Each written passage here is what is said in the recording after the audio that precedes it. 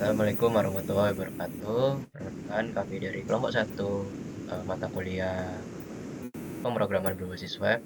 Pada kesempatan kali ini kami akan mempresentasikan mengenai tugas pemrograman berbasis web, yaitu mengenai analisis request dan respon HTTP. Sebelumnya, perkenalkan nama saya Arya Sampurna Wijaya dengan NIM 2424112077 dilanjutkan oleh teman saya.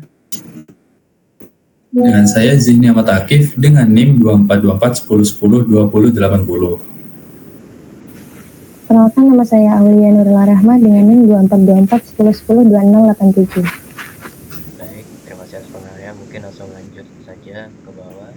Nah, pada bagian web static ini akan dijelaskan oleh teman saya. Dipersilakan.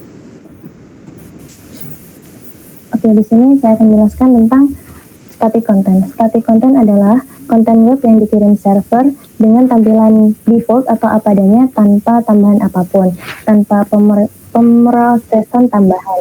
Contohnya ditampilkan itu hanya sebuah file HTML, CSS, JavaScript, ataupun gambar yang tertera di webnya itu. Kemudian setiap kali diminta, server hanya akan membaca file lalu mengembalikannya ke browser klien karena tidak akan ada interaksi dengan database atau logika pemrograman lainnya. Untuk web static content ini biasanya karakteristiknya memiliki tampilan yang sama di semua penggunanya. Kapan diakses, konten ini cepat dimuat karena prosesnya sederhana. Salah satu contoh nyata dari tampilan web static ini ada di web Wikipedia, di mana ketika halaman Wikipedia dibuka, halaman utamanya itu akan sama di seluruh pengguna, menampilkan penawaran tampilan bahasa. Begitu. Oke, baik. Terima kasih atas penjelasannya. Sekarang lanjut ke bagian web dynamic atau web dinamis yang dijelaskan oleh teman saya.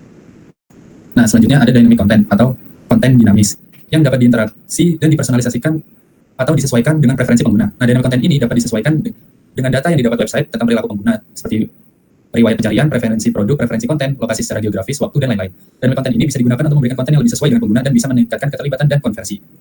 Nah, salah satu contohnya yaitu TikTok ini, yaitu hampir seluruh konten yang ditampilkan berubah seiring waktu dan aktivitas dan minat pengguna. Algoritma rekomendasi mengamati interaksi pengguna seperti memberikan like, memberikan komentar, atau membagikan video dan menghasilkan halaman yang utamanya disebut For You page. Nah, akibatnya setiap individu memiliki For You page atau FYP yang berbeda yang dapat berubah setiap kali aplikasi dibuka. Dengan mempersonalisasikan pengalaman pengguna dan dynamic content bisa membantu meningkatkan engagement dan tingkat konversi. Selain itu, konten yang relevan bisa membangun kepercayaan dan loyalitas pelanggan terhadap website. Oke, baik. Terima kasih atas penjelasannya. Sekarang lanjut ke contoh soal yang diberikan pada kami. Yang pertama itu ada nomor satu itu soalnya bertanya apakah contoh isi rangkaian Google Chrome dan jawabannya bisa dijawabkan di materi kuliah sudah benar. Yang kedua, jika iya, buktikan bahwa memang seperti itu. Dan nomor tiga, jika tidak, maka bagaimana yang benar dan buktikan. Pertama, saya akan menjawab nomor satu terlebih dahulu. Jawabannya itu benar secara konsep dasar, karena materi itu menjelaskan bahwa Google Chrome itu mengirim HTTP request ke server, lalu server membalas dengan HTTP respon. Format umum request itu misalnya get, index, HTML, HTTP 1.1 dengan header host, user agent, dan lain-lain. Memang sesuai standar HTTP 1.1. Tetapi, contoh di materi itu belum lengkap, karena hanya menampilkan struktur ringkas. Pada praktik nyata di Chrome, terdapat header tambahan yang otomatis dikirim browser modern seperti sec ch-ua, accept-encoding, page-control, dan lain-lain.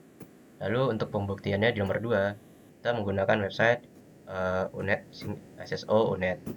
Yang pertama kita buka webnya, lalu kita mengklik F12 untuk menginspek elemennya. Jika tampilannya tidak ada, kita bisa menekan F5 untuk refresh halamannya. Lalu pada bagian report di headernya tuh bakal kelihatan beberapa teks yang tadi saya bilang. Nah, hal ini tuh membuktikan bahwa penjelasan di materi kuliah memang sesuai dengan praktek nyata. Klien mengirim permintaan ke server membalas dengan responnya. Lanjut ke nomor 3 yang terakhir. Bukan berarti di materi kuliah itu salah, tapi masih belum lengkap. Materi kuliah itu menampilkan versi sederhana agar mudah dipahami, sedangkan pada kenyataannya di Google Chrome itu request dan respon memuat lebih banyak detail. Lebih banyak detail header melalui developer tools.